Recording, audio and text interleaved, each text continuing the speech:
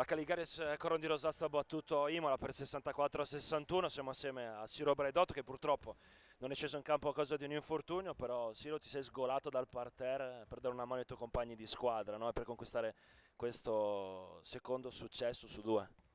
Non posso fare diversamente. Quando non puoi essere in campo, quello che ti resta è quello che è doveroso fare, è sedersi e fare il tifo per la tua squadra, è quello che ho fatto. Con un gruppo così, che ottiene questi risultati, che ha questa voglia di stare insieme e soprattutto di lottare insieme, penso sia doveroso.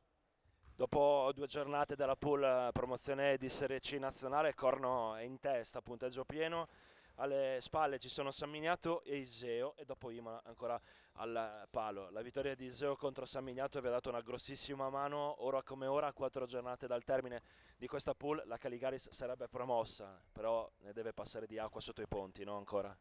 Mancano 4 partite, sono quattro finali, una frase inflazionata ma è vera.